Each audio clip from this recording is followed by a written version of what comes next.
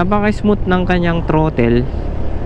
Yung response niya parang may same sila sa throttle response ng Honda Click 160. Hindi naman siguro tayo makikipaghabulan kasi wala naman tayong hahabulin, di ba?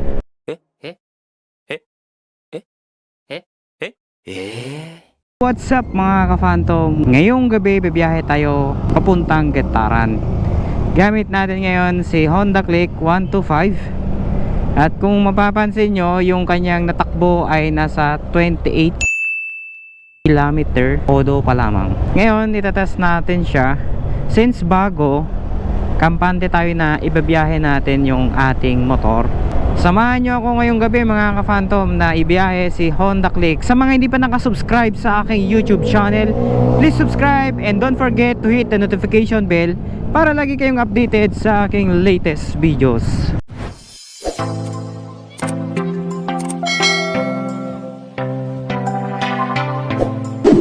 So ayun na nga mga ka-Phantom, at eto finally mabe-break in na natin ang ating bagong motor. Sa mga hindi pa nakapanood sa aking video kung saan nailabas natin sa kasa ang ating bagong motor, at kasama natin dyan ang aking tropa na si Lindon.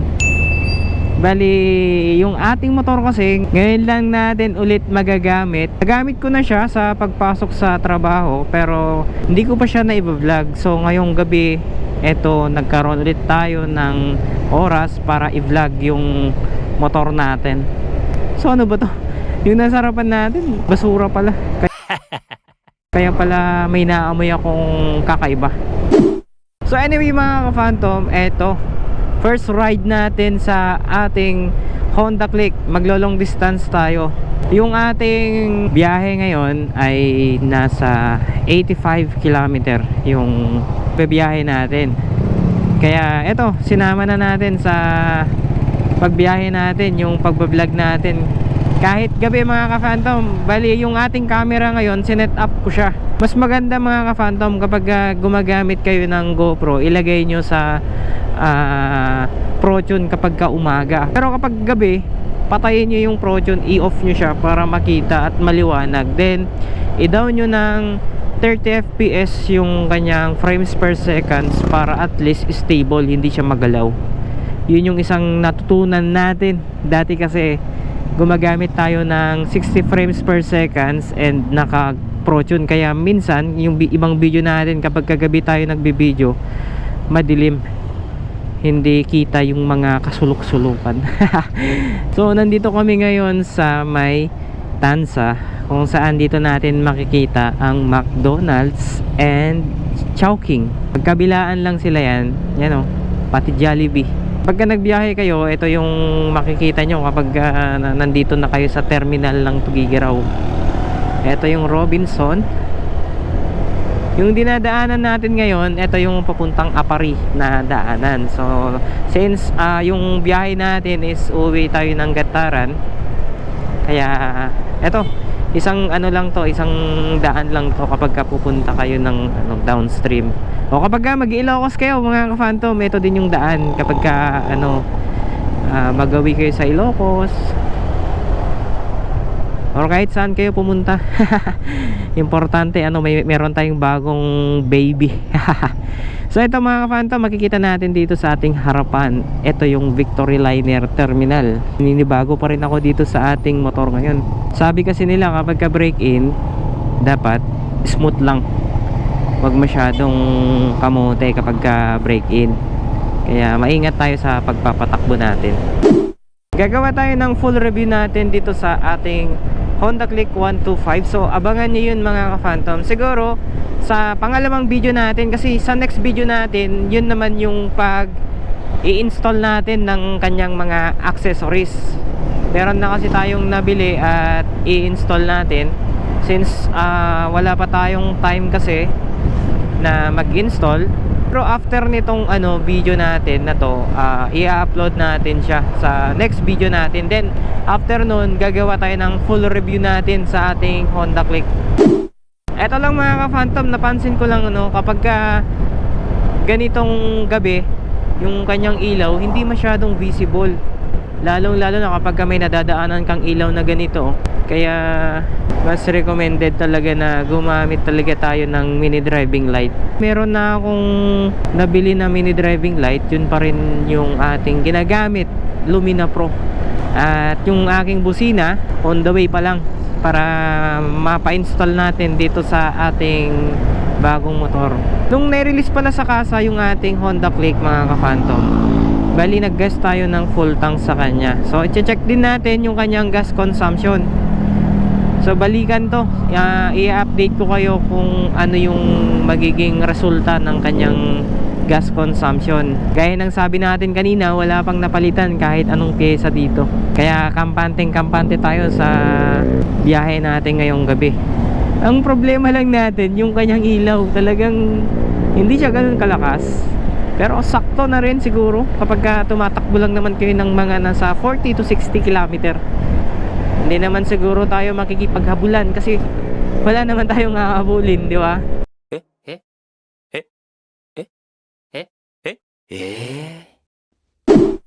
Yung oras natin 9:08. So siguro mga nasa 10:20, 10:30 nandun na tayo sa Getaran.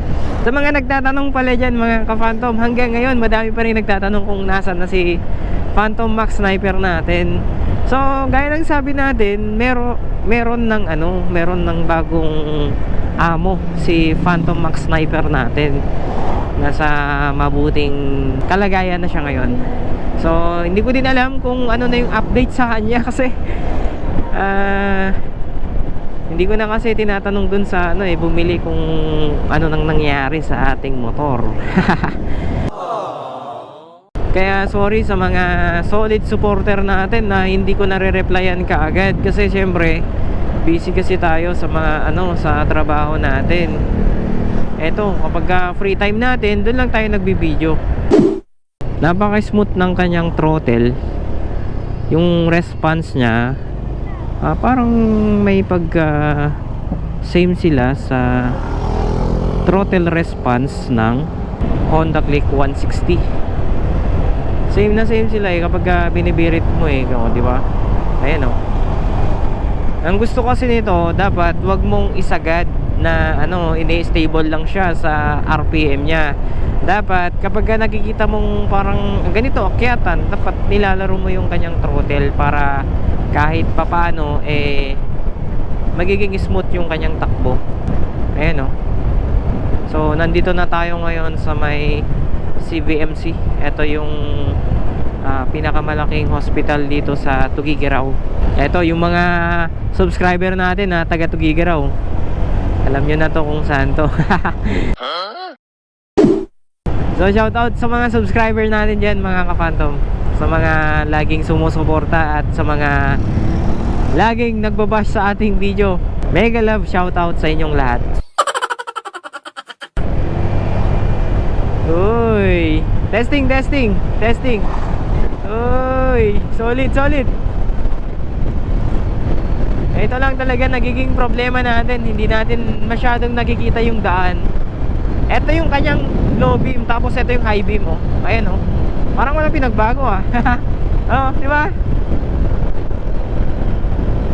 Parang walang pinagbago. So kasama ko yung partner ko, dalawa kami ngayon na nakasakay dito sa motor, pero sa tingin ko naman kayang-kaya niya kaming dalhin. Yung ating DAS 110 ay inuwi na natin sa Isabela kaninang umaga. Kasama ko ang aking bilas na si Frederick. Dalawa kami, nagbiyahe kami alas 4 ng umaga. So hindi na namin na-video kanina kasi umaambon kaninang umaga yung pagbiyahe namin. So ayun, nandun na siya sa ate ko. Siya na yung gagamit dun sa motor natin na yun. Ito yung kanyang low beam nakikita nyo ba? Tapos high beam. Ayan diba? Bali, mag-install tayo ng mini driving light para kahit pa paano makita natin yung daan. Gusto lang kasi talaga natin matest ngayong gabi itong kanyang performance para at least masatisfied tayo sa paggamit sa kanya. Sobrang gaan talaga ng motor na to kapag gamit mo siya. Kahit kahit beginner, talagang ka talaga mapapabirit ka talaga. Ito, napakaswabe, oh. Oo. Oo, di ba? Pero dapat syempre, alalay lang tayo. Uy, uy, uy. Nag-overtake yung Fortuner. Sa suspension naman mga ka-Phantom, napansin natin na nasa mid-level yung kanyang performance. Hindi naman sobrang malambot, hindi naman sobrang matigas. Nasa nasa mid lang talaga. Ayan o, nakikita natin. Yung kapit naman ng gulong, sakto naman. Hindi natin matatry ngayon kasi syempre makita natin na yung mismong kalsada ay dry na dry. Pero syempre naman, alam ka naman, magte-test ka naman sa sa basang kalsada, 'di ba? Kahit anong gulong naman, hindi naman kakapit yun eh. Except na lang kapag ka naka-ABS ka, talagang hihinto at hihinto ka. Pero hindi ka naman kaagad na hihinto kapag ka naka-ABS ka. Syempre, yun is para ma-avoid yung pag-skid ng gulong kapag ka naka-ABS ka. Ito kasing braking system natin, ang gamit ng Honda Click ay naka combi brake o combination brake. Para sa mga hindi nakakaalam, actually hindi lang naman si Honda Click 125 ang may ganitong features. Meron din ito sa TVS Ntorq 125. Same silang naka-combi brake. Kapag kaahunan talaga, ramdam mo talaga yung power nitong motor na to eh. Ito, ahunan, pababa, mararamdaman mo talaga na meron talagang ibubuga itong motor na to. Sa lahat ng motor mga ka-Phantom, itong Honda Click talaga ang hindi tinipid sa ganitong price range compare sa mga ibang brand na aminin na natin, kilalang brand talaga. Pero syempre, ibang-iba talaga si Honda Click. Napakasarap sa feelings. Sa ayun lang mga ka-Phantom, at magseseryoso na tayo sa ating pagmamaneho. Kasi palabas na kami sa Tugigaraw. So syempre kapag ka dyan nadaan na, kasi kailangan na nating mag-focus kasi madilim na, wala na masyadong street light. So mga ka-Phantom, abangan nyo yung ating next video. Mag-i-install tayo ng accessories ng ating Honda Click 125. At sa mga nanood ngayon ng ating video, maraming salamat sa mga suporta nyo. At yun, hindi ko makakalimutan. At ngayong taon, balak ko na mga ka-Phantom na sana tulungan nyo ako na ma-achieve ang 10,000 subscribers sa aking YouTube channel. Yun mga ka-Phantom, sa mga hindi pa ulit nakasubscribe sa aking YouTube channel, please subscribe and don't forget to hit the notification bell para lagi kayong updated sa aking latest videos.